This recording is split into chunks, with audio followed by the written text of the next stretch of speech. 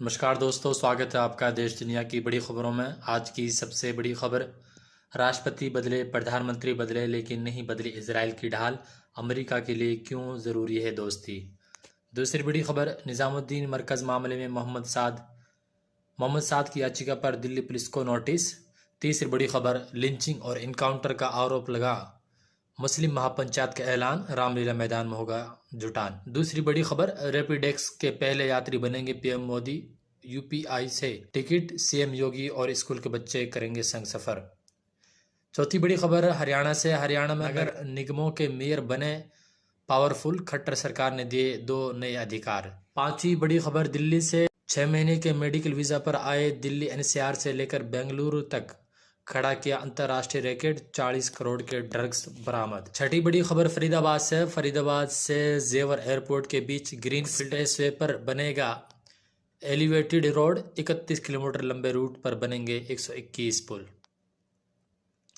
सातवीं बड़ी खबर, एयर पोल्यूशन फिर खराब श्रेणी में दिल्ली की हवा, 220 पर पहुंचा AQI, बायोडी कंपोजर का छिड़काव करेगी सरकार। आठवीं बड़ी खबर, दिल्ली के लूट मामला 4 साल पहले हुई थी 2 घटनाओं से मिला आरोपियों का सुराग। नवी बड़ी खबर, बटला हाउस इनकाउंटर में दोषी आरिज खान को हाईकोर्ट ने माना आतंकी, फिर क्यों दी राहत। 10वीं बड़ी खबर, P20 समिट से पहले दिल्ली में आज के रास्तों पर हो रहेगा ट्रैफिक जाम, घर से बाहर निकलने से पहले देख ले ट्रैफिक एडवाइजरी। सारी खबरें बताएंगे हम आपको विस्तार से, बने रहिए आप हमारे साथ। आज की सबसे बड़ी खबर, फलस्तीनी आतंकवादी गुट हमास द्वारा हमले के बाद अमेरिका इजराइल के पक्ष में खड़ा है। बुधवार को उन्नत हथियारों और गोला बारूद से भरा एक विमान वाशिंगटन से इजराइल के दक्षिणी छोर पर स्थित नेवातिम एयरबेस पर पहुंचा। युद्ध की स्थिति की शुरुआत में अमेरिका ने जुबानी तौर पर घोषणा की कि वह इजराइल के साथ खड़ा रहेगा। बाद में अमेरिकी राष्ट्रपति जो बाइडेन ने यहूदी देश के प्रधानमंत्री बेंजामिन नेतन्याहू से भी फोन पर बात की। अमेरिकी विदेश मंत्री एथी ब्लिंकन बुधवार को बाइडेन के दूत के रूप में इजराइल पहुंचे। वह इजरायली प्रशासन के कई शीर्ष अधिकारियों से मुलाकात करेंगे। जहां अमेरिका सीधे तौर पर इजराइल के साथ खड़े होने की बात कर रहा है, वहीं रूसी राष्ट्रपति व्लादिमीर पुतिन ने वाशिंगटन पर आरोप लगाते हुए दावा किया कि अमेरिका ने हमेशा फ़लस्तीन के हितों की अनदेखी की है, लेकिन इसराइल को अमेरिका का समर्थन कोई नई बात नहीं है। इसराइल के गठन के शुरुआती दिनों से ही अमेरिका को इजरायलियों के रक्षक के रूप में देखा जाता है। हालांकि ब्रिटेन यहूदियों के लिए एक स्वतंत्र देश का विचार सामने लाने वाला पहला देश था, लेकिन ये अमेरिका ही था जिसने 1948 में एक स्वतंत्र और संप्रभु देश के रूप में उभरने के बाद सबसे पहले इजराइल को मान्यता दी थी। दूसरी बड़ी खबर, दिल्ली उच्च न्यायालय ने गुरुवार को मौलाना साद की याचिका पर नोटिस जारी किया है। याचिका में विदेश यात्रा के लिए पूर्व अनुमति लेने की शर्त लगाने वाले सत्र अदालत के आदेश को चुनौती दी गई है। मौलाना साद निज़ामुद्दीन मरकज़ मामले में आरोपी हैं। वो तबलीगी जमात के प्रमुख है, जिसका मुख्यालय निज़ामुद्दीन मरकज़ में है, जिसे मार्च 2020 में कोरोना के बीच तबलीगी जमात मंडली आयोजित करने के लिए बंद कर दिया गया था। वर्ष 2020 में कोविड-19 के दौरान सरकारी आदेशों की कथित उल्लंघन के लिए एक प्राथमिकी दर्ज की गई थी। 29 अप्रैल 2023 को सत्र अदालत ने उनके खिलाफ खोला गया लुक आउट सर्कुलर बंद कर दिया था। हालांकि अदालत ने विदेश यात्रा से पहले पूर्व अनुमति लेने की शर्त लगा दी थी। न्यायमूर्ति तुषार राव गडेला ने दिल्ली पुलिस को नोटिस जारी कर मोहम्मद साद की याचिका पर 3 सप्ताह में जवाब दाखिल करने का निर्देश दिया है। तीसरी बड़ी खबर, दिल्ली में अब मुस्लिम महापंचायत का आयोजन किया जाएगा। 29 अक्टूबर को रामलीला मैदान में इस मुस्लिम महापंचायत के आयोजन का ऐलान किया गया है। आयोजनकर्ताओं ने गुरुवार को ऐलान किया है कि इस महापंचायत में उन मुद्दों को उठाया जाएगा जिसका सामना मुस्लिम समुदाय कर रहा है। इस महापंचायत का आयोजन वी द इंडियन मुस्लिम के बैनर तले किया जा रहा है। इत्तेहाद मिल्लत काउंसिल के अध्यक्ष मौलाना तौकीर रजा ने एक संवाददाता सम्मेलन में कहा कि यह इवेंट पूरी तरह से गैर राजनीतिक होगा।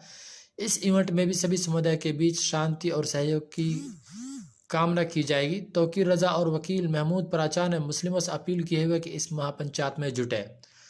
महमूद प्राचा ने कहा कि भारत में मुस्लिमों की आबादी 15% है। इस महापंचायत में भारत में रहने वाले मुस्लिम जिन समस्याओं का सामना कर रहे हैं उन समस्याओं को उठाया जाएगा। उन्होंने कहा कि अपने ही देश में मुस्लिमों को शैक्षिक, आर्थिक और राजनीतिक मामलों में पीछे धकेला जा रहा है। उग्रवादी समूह मुस्लिमों के बहिष्कार की बात कर रहे हैं।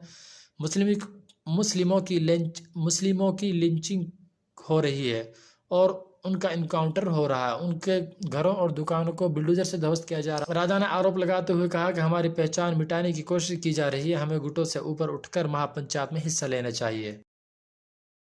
चौथी बड़ी खबर मेरठ गाजियाबाद से।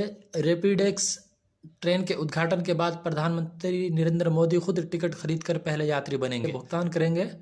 ट्रेन में संचालन से पहले तैयारी को परखने के लिए मुख्यमंत्री योगी आदित्यनाथ गुरुवार को साहिबाबाद स्टेशन पहुंचे। प्रधानमंत्री नरेंद्र मोदी रैपिडेक्स के उद्घाटन के दिन गाजियाबाद में लगभग 2 घंटे रहेंगे। वो करीब साहिबाबाद स्टेशन पर रह सकते हैं। उद्घाटन के लिए 3 रैपिड ट्रेनें चलाई जाएंगी। एक ट्रेन साहिबाबाद स्टेशन पर स्पेयर में रहेगी। ट्रेन में प्रधानमंत्री के साथ कुछ स्कूली बच्चे भी सफ़र कर सकते हैं। रैपिडेक्स के साहिबाबाद स्टेशन पर गुरुवार को मुख्यमंत्री के सामने हुए उद्घाटन कार्यक्रम के प्रेजेंटेशन के दौरान अधिकारियों ने ट्रेन के परिचालन के बारे में विस्तार से जानकारी दी थी। अधिकारियों ने बताया कि प्रधानमंत्री जिस ट्रेन को हरी झंडी दिखाएंगे उस ट्रेन से पहले एक ट्रेन पायलट के रूप में जाएगी। ट्रेन को हरी झंडी दिखाने के बाद उसके पीछे जाने वाली ट्रेन में प्रधानमंत्री सवार होंगे। हरियाणा की मनोहर लाल खट्टर सरकार ने प्रदेश के नगर निगमों के महापौरों के अधिकारों में वृद्धि की है। इसके तहत अब महापौर विकास कार्यों की प्रशासनिक 10 करोड़ रुपए तक कर सकेंगे। इसके अलावा महापौर नगर निगम में कार्य कर जूनियर इंजीनियर सहित ग्रुप सी डी के कर्मचारियों पर निलंबन की कार्रवाई कर सकते हैं। मुख्यमंत्री मनोहर लाल ने गुरुवार को हरियाणा निवास में राज्य के नगर निगमों के महापौर पर वरिष्ठ उपहार के साथ बैठक की छोटी सरकार के लिए सत्ता की कड़ी में एक और पहल करते हुए नगर निगमों के महापौर को अपने जेई सहित ग्रुप सी और डी के कर्मचारियों को निलंबित करने के लिए अधिक किया है। छठी बड़ी खबर दिल्ली से। दिल्ली पुलिस की स्पेशल सेल ने मादक पदार्थों की तस्करी के अंतर्राष्ट्रीय गिरोह का पर्दाफाश किया है।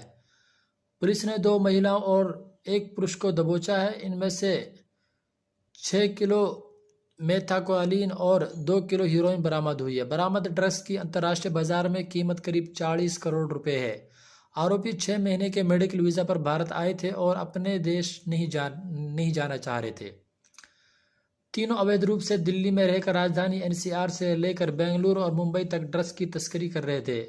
पुलिस इनसे पूछताछ कर पूरे नेटवर्क का पता लगाने का प्रयास कर रही है।